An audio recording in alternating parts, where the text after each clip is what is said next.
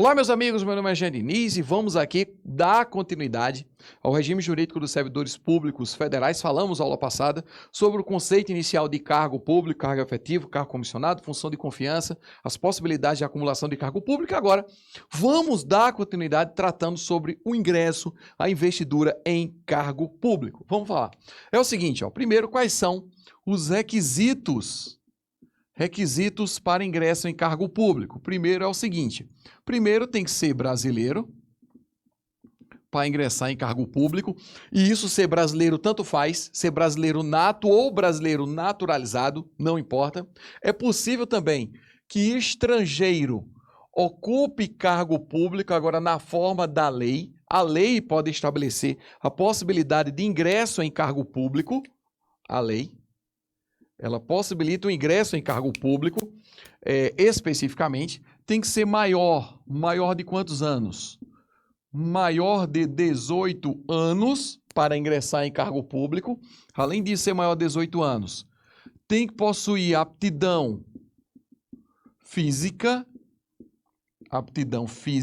e mental para ingressar em cargo público. Lembrando que essa aptidão física e mental, ela não afasta a possibilidade de que deficientes, cotas para deficientes, existam de até quantos por cento? De até 20% das vagas. Além disso, tem que estar em dia com as obrigações eleitorais e também militares. Claro que não são militares para as mulheres, para os homens. Obrigações eleitorais e militares, está no pleno gozo, dos direitos políticos, no gozo dos direitos políticos e também a escolaridade.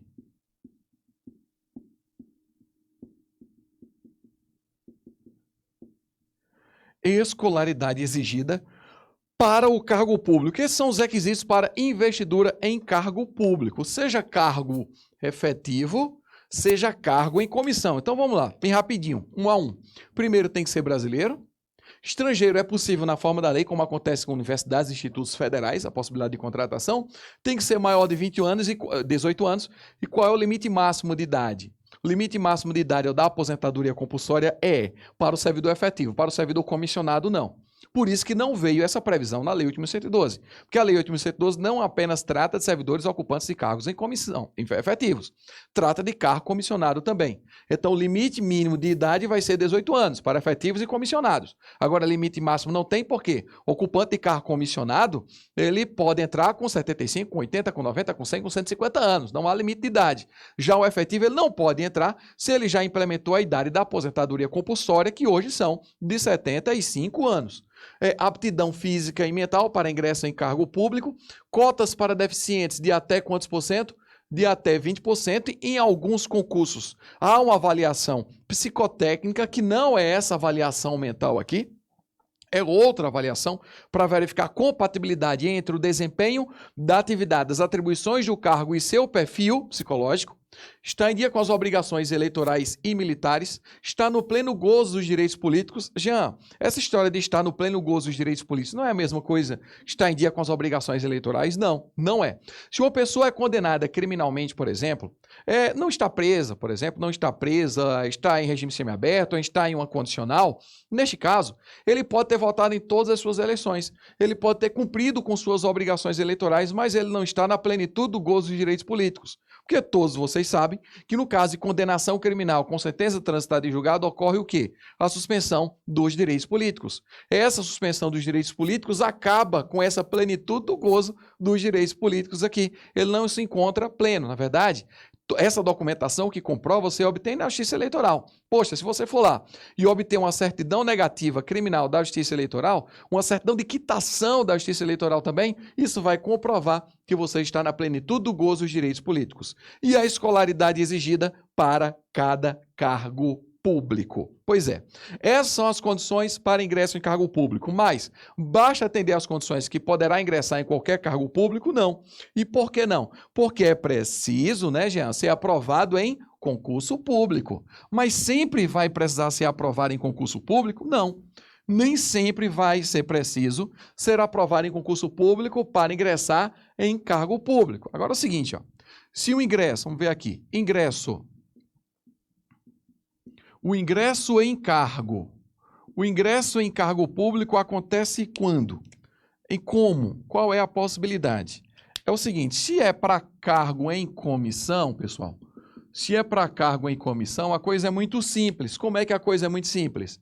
É através de livre nomeação. Através de livre nomeação. Não é preciso ser aprovado em concurso público nenhum. Já para o cargo efetivo, aí a coisa é diferente. Por que a coisa é diferente para o cargo efetivo? Porque para o cargo efetivo, se o provimento é originário, aí é preciso ser aprovado em concurso público. Que provimento originário é esse? A nomeação. Só se dá através de aprovação em concurso público. Através de concurso público. Já cargo efetivo também, ainda aqui, ó. Só que o provimento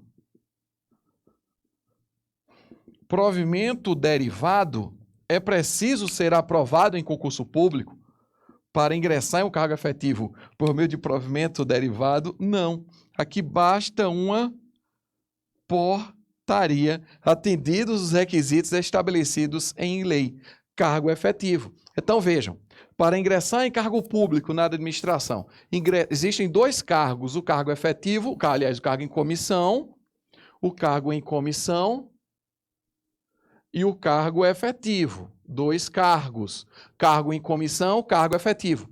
Cargo em comissão se dá através de quê? Livre nomeação. Basta ser nomeado, acabou. Não é preciso ter vínculo nenhum com a administração pública.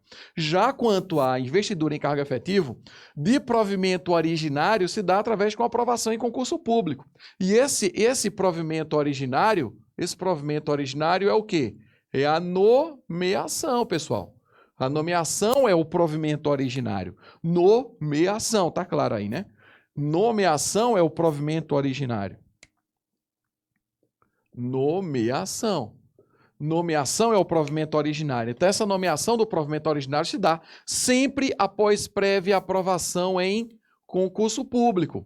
Já o provimento derivado se dá através de portaria. Provimento derivado é o quê, gente? Quais são as formas de provimento derivado? Galera, vocês sabem. Readaptação, o que mais? Reversão, o que mais? Reintegração. Isso aqui nós vamos ver uma a uma, são todas formas de provimento derivado que, através de uma portaria, o servidor ingressa em cargo público. O pessoal pensa, todo ingresso em cargo público efetivo se dá através de prévia aprovação em concurso público. Nada disso. Eu vou dar o exemplo na readaptação. Na readaptação, o servidor público ocupa um cargo público, por exemplo, de professor. Sou eu, professor, aqui ministrando aula, ocupando o meu cargo de professor. E digamos que eu não tenha mais condições de ministrar aula por estar com uma grave lesão nas cordas vocais. Neste caso, o setor lá de saúde, os médicos peritos vão me aposentar por isso? Vão nada, vão não. Eles não me aposentam. Eles me retiram da sala de aula. E mandam lá para a diretoria para ajudar lá a diretora da escola. Eu estarei ingressando em outro cargo administrativo, uma outra atividade pedagógica que não é a de professor. Estou largando aquele cargo que a partir de então se tornará vago e estarei ingressando em um novo cargo público, não através da posse, não por meio da posse, porque a posse só se dá através de quê? Da nomeação. Eu só tomo posse quando eu sou nomeado. Neste caso, basta uma mera portaria. Fará com que eu saia daquele meu cargo público de professor e ingresse, vejam, ingresse, não é invista, ingresse em um novo cargo público de agente administrativo, exercer alguma atividade pedagógica, mas é um outro cargo. Tanto é que haverá necessidade da nomeação de uma nova professora para o meu cargo público. Neste caso aqui, sem concurso público, eu estarei ingressando em um novo cargo público e é efetivo. E isso vai se aperfeiçoar através de um ato administrativo chamado de portaria. Então, provimento derivado através de uma portaria, isso aqui são exemplos, certo? Existem outras possibilidades de forma de provimento derivado que nós iremos ver agora. O provimento derivado só se dá através de prévia aprovação em concurso público. É sobre esse concurso. Qual é o prazo de validade do concurso? Validade do concurso será de até 2 anos, vamos para a lousa, né? Vamos colocar tudo aqui na lousa, vamos apagar isso aqui. Prazo de validade do concurso será de até 2 anos. Prorrogado ou prorrogável? Prorrogável quantas vezes? Uma vez e por igual período. Vamos tratar agora do concurso. Vamos tratar do concurso público. Concurso público, quero saber da validade. Qual é a validade do concurso público? A validade vai ser de até 2 anos, prorrogável uma vez por igual período. Então vejam aqui a escala, a sequência. A sequência é: prazo de validade do concurso será de até 2 anos. Prazo mínimo de validade do concurso tem? Não tem prazo mínimo de validade. Ele é prorrogável e não prorrogado, porque prorrogado é obrigação, gera uma vinculação à administração pública. Tem nada de prorrogado, é prorrogável, porque a administração decide se prorroga ou não. Sendo prorrogado, vai ter que poder ser, no máximo, por uma vez a prorrogação e obrigatoriamente por igual período. Se o prazo inicial foi de 6 meses, então a administração poderá prorrogar o prazo de validade do concurso por até 6 meses. Se foi de 1 ano, poderá prorrogar por mais de 1 ano. Se foi de 1 ano e meio, poderá prorrogar por mais 1 ano e meio. Poderá prorrogar, mas se prorrogando, obrigatoriamente terá que ser por igual período. Aí vem a questão. Jean, pode-se publicar novo edital? Novo edital com prazo e vigência de concurso anterior ainda em vigor? Quando é que eu posso publicar um novo edital de concurso público, né? Quando um novo edital pode ser lançado? Ou quando todos os aprovados forem nomeados. Se todos os aprovados forem nomeados, é uma possibilidade. E a outra possibilidade é o término da validade do certame. Se terminar a sua validade, independentemente de existir candidato aprovado ou não, a administração pode publicar novo edital, independentemente. Então é o seguinte, ó, essa regra aqui, pessoal, ela não está concatenada com a regra prevista na Constituição Federal, porque lá na Constituição existe a possibilidade da administração publicar um novo edital, mesmo existindo candidato aprovado em concurso público, mesmo que exista candidato aprovado aguardando nomeação, desde que os novos aprovados não sejam convocados com prioridade sobre os candidatos aprovados no concurso anterior.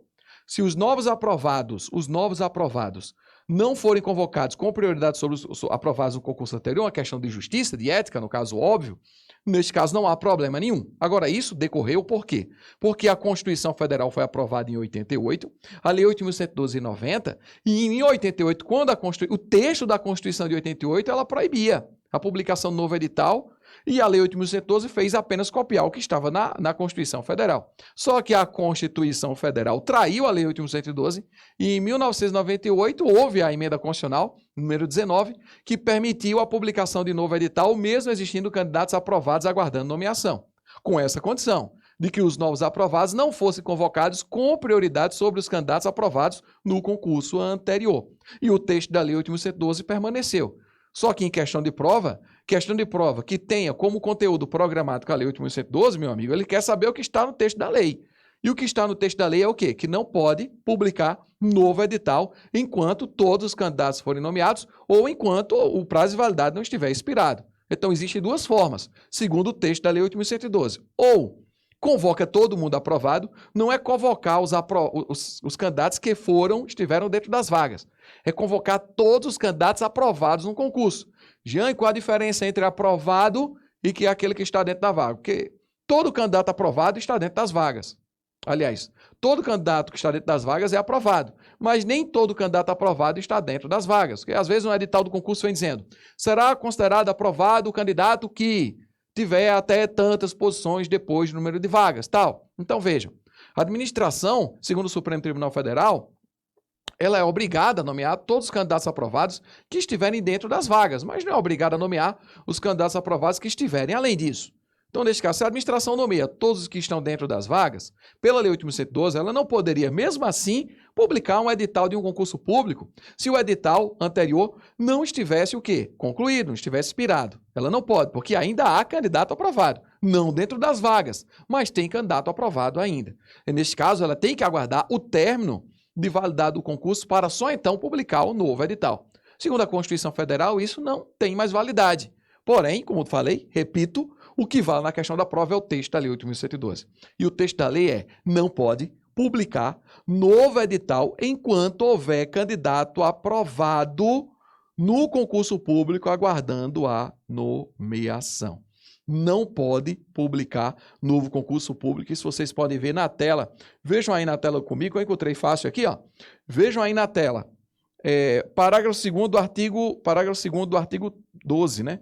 Diz o seguinte, ó: não se abrirá novo concurso enquanto houver candidato aprovado em concurso anterior com prazo de validade não expirado. Meu amigo, se tem candidato aprovado no concurso anterior com prazo de validade não expirado, então a administração não pode publicar novo edital. Então as chances são: ou a administração pública nomeia todo mundo, ou ela nomeia todo mundo, ou ela aguarda o término de validade do concurso público. Isso não diz a Constituição Federal. Se a questão for de direito constitucional, aí a situação já será outra. Além disso, fala, como diz aqui, ó, apenas para fechar o assunto de forma técnica, de forma para exaurir todo o tema, isso aqui nós já falamos, veja aí, artigo 11. O concurso será de provas ou de provas e títulos, podendo se realizar em duas etapas, conforme dispuserem a lei e o regulamento do respectivo plano de carreira, condicionada à inscrição do candidato ao pagamento do valor fixado no edital, quando indispensável o seu custeio, e ressalvadas as hipóteses de isenção neles expressamente previstas. Artigo 12. O concurso público terá validade de até 2 anos, podendo ser prorrogado uma única vez por igual período. Parágrafo 1º. O prazo de validade do concurso e as condições de sua realização serão fixadas em edital que será publicado no Diário Oficial da União e em jornal diário de grande circulação. E como eu falei agora há pouco, não vai abrir novo concurso enquanto houver candidato aprovado aguardando a nomeação. Beleza? Então aí, ó, terminamos essa parte de concurso público. Após a aprovação do concurso público, a gente vai falar o quê? Dos provimentos, né? Das formas de provimento. E a primeira forma de provimento, que é a mais importante, é a forma de provimento originária, que é a partir dela que vai se iniciar um vínculo efetivo e afetivo entre você e a administração. Então, provimentos. O primeiro provimento é o quê? É a nomeação. É a nomeação. Então é o seguinte, forma de provimento é a nomeação, é a posse não. Forma de provimento é a nomeação, é a que nós vamos tratar agora. Quando um candidato aprovado em concurso, ele é nomeado, ele já é servidor? Não, ele não é servidor ainda. Ele precisa dirigir ao órgão do setor de recursos humanos para tomar posse. Ele precisa tomar posse, pessoal, tomar posse. Então vamos ao Instituto da Posse. Ele precisa tomar posse. E essa posse, como vai ser? É o seguinte, ela tem um prazo, e o prazo vai ser de quantos dias? 30 dias. E esses 30 dias são 30 dias improrrogáveis. 30 dias improrrogáveis para tomar posse. É o seguinte, se eventualmente um candidato aprovado em concurso já seja servidor público e estiver de licença por motivo de doença, estiver de férias, por exemplo, estiver representando a seleção brasileira numa competição internacional, ou estiver em uma competição, se ele for esportista e estiver em uma competição nacional também, esse prazo de 30 dias para tomar posse, ele só vai se iniciar a partir do término desse afastamento, dessa condição, desse impedimento. E isso está previsto lá no artigo 13, parágrafo 2º, que diz o seguinte, ó, em se tratando de servidor que esteja na data de publicação do ato de provimento tem licença prevista nos incisos 1, 3, 5, a relação das licenças está no seu material, que a gente vai ver todas elas, neste caso, o prazo de 30 dias começa a contar da data do término desse impedimento. Isso não significa dizer que seja uma prorrogação, isso não é uma prorrogação do prazo para tomar posse, na verdade, é um deslocamento do início da contagem do prazo para tomar posse. O servidor deve tomar posse no prazo de 30 dias, se não tomar posse,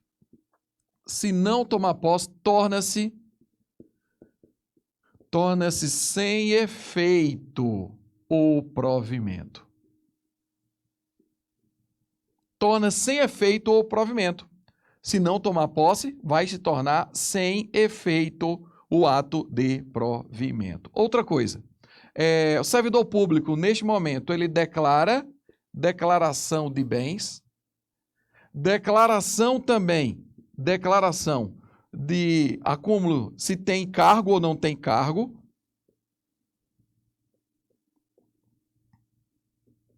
ele declara seus bens, ele declara a existência ou não de cargo público, se ele ocupa ou não ocupa um cargo público.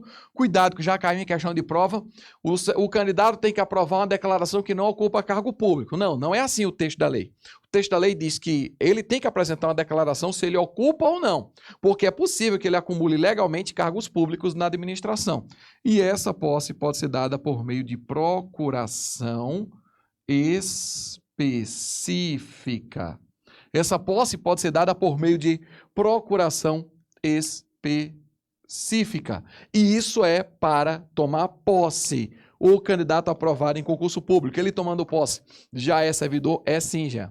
Ele tomando posse, já é servidor público. Ocorreu um fenômeno importantíssimo, chamado sabe de quê? Pessoal? De investidura. E essa investidura ocorre com o quê? Com a posse.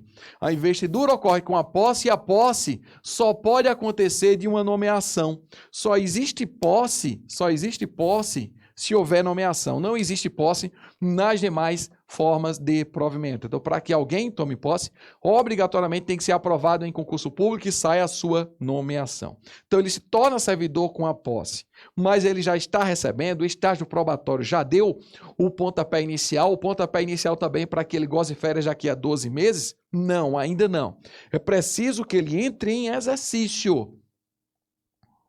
Entrar em exercício é o quê? É começar a trabalhar. Ele começa a trabalhar. Quando ele entra em exercício, ele começa a trabalhar. E esse exercício vai acontecer no prazo de quantos dias? Vai acontecer no prazo de 15 dias e também improrrogáveis. 15 dias improrrogáveis para entrar em exercício. Gente, se ele não entrar em exercício no prazo de 15 dias, acontece o que com ele? Ele será o quê? Exonerado. Cuidado para não trocar as expressões exoneração com demissão. Porque neste caso, se ele toma posse, já é servidor, se ele não entra em exercício, se ele não se apresenta no local de trabalho no prazo de 15 dias, então apenas é como se ele não tivesse interesse em continuar na administração. Então apenas extingue o contrato, o acordo, o termo de posse, anula não, né? Torna inválido esse termo de posse, não torna inválido, torna ineficaz esse termo de posse, exonera o servidor público, ele já é servidor. Jean, por que ele não é exonerado também quando ele não toma posse? Porque ele nem sequer é servidor, pessoal. Como é que eu vou exonerar alguém que nem sequer chegou a tomar posse no cargo público? Como é que alguém é exonerado se não é ainda servidor? Eu não posso exonerar uma pessoa que não seja servidora da administração pública. Então, nomeação, toma posse, entra em exercício no prazo de 15 dias. Começando a entrar em exercício, quando ele entra em exercício, entrou em exercício, agora ele será avaliado em quê? No estágio probatório. Foi nomeado, agora ele foi nomeado, tomou posse, entrou em exercício, agora ele vai para o estágio probatório. Ele será avaliado no estágio probatório, ele será avaliado nesse estágio probatório, vou colocar aqui em cima, ele será avaliado no estágio probatório com relação a quais fatores? Estágio probatório. Quais são os fatores de avaliação? fatores de avaliação do estágio probatório, Jean. Quais são? Os fatores de avaliação são A, D, K, PRO, RES. A de K, PRO, RES é assiduidade, disciplina, capacidade de iniciativa, produtividade e responsabilidade. Esses são os fatores de avaliação do estágio probatório do servidor público. Ó. A, D, K, PRO, RES. São os fatores de avaliação do estágio probatório do servidor público. E esse estágio probatório vai durar quanto tempo, hein, pessoal? Qual o tempo de avaliação? Tempo de avaliação do estágio probatório. O tempo de avaliação do estágio probatório será de 36 meses, ou seja, 3 anos, e isso segundo o entendimento de quem? Do Supremo Tribunal Federal. Tempo de avaliação, 3 anos, porque segundo o Supremo Tribunal Federal, o tempo de estágio probatório deve coincidir com o tempo de aquisição da estabilidade. Segundo a Constituição Federal, a própria emenda constitucional número 19 alterou a estabilidade de 2 para 3 anos. E, além disso, prevê a Lei 8.112, que, no caso, cadê, onde é que tem aqui? Sobre o estágio probatório, diz faltando 4 meses antes do término, 4 meses antes de fim do período, abra aí no texto da lei, diz aí, ó, parágrafo 1º. 4 meses antes do fim do período de estágio probatório, será submetida à homologação da autoridade competente a avaliação do desempenho do servidor, realizada por comissão constituída para essa finalidade, de acordo com o que dispuser a lei ou o regulamento da respectiva carreira ou cargo, sem prejuízo da continuidade e apuração dos fatores enumerados nos incisos 1 a 5 do caput deste artigo. Parágrafo 2º. O servidor não aprovado no estágio probatório será exonerado ou, se estável, reconduzido ao cargo anteriormente ocupado, observado disposto no parágrafo único do artigo 29. Então, voltando aqui na lousa, comigo, para a gente fechar, o servidor público, tempo de estágio probatório 36 meses e 4 meses antes do término, 4 meses antes do término, haverá o quê? 4 meses antes do término haverá homologação. Se não for aprovado, não aprovado o servidor público no estágio probatório, vai acontecer o quê? 2 situações. Se ele não for aprovado, ele será exonerado ou ele será o quê? Reconduzido ao cargo que ocupava anteriormente, se ele for um servidor o quê? Estável. Ele será reconduzido se ele for um servidor estável e, claro, proveniente de outro cargo público. Eu vou explicar melhor sobre essa história de recondução aqui. Ele será reconduzido se ele for um servidor estável, será exonerado se for o seu primeiro cargo público. Então, ó, saindo aqui da frente, estamos falando de estágio probatório. Os fatores de avaliação de estágio probatório são assiduidade, disciplina, capacidade de iniciativa, produtividade e responsabilidade, estão todos aqui esses fatores. O tempo de avaliação será de quanto tempo? 36 meses. Segundo o Supremo Tribunal Federal, 36 meses, porque há uma divergência, depois eu vou falar sobre isso.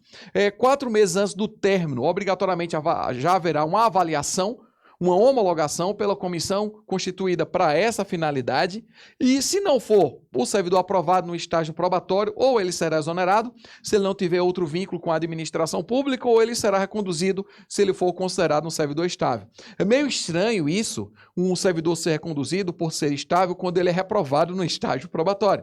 Porque o estágio probatório, uma das finalidades do estágio probatório, isso foi inclusive um dos fundamentos do Supremo, foi a aquisição da própria estabilidade, mas eu não vou complicar agora, porque senão o bicho vai pegar mais para frente e depois eu explico melhor para vocês. Até a próxima aula, que eu já estou passando dos limites do tempo aqui. Até a próxima aula. Um grande abraço. Tchau, tchau. Até mais a todos.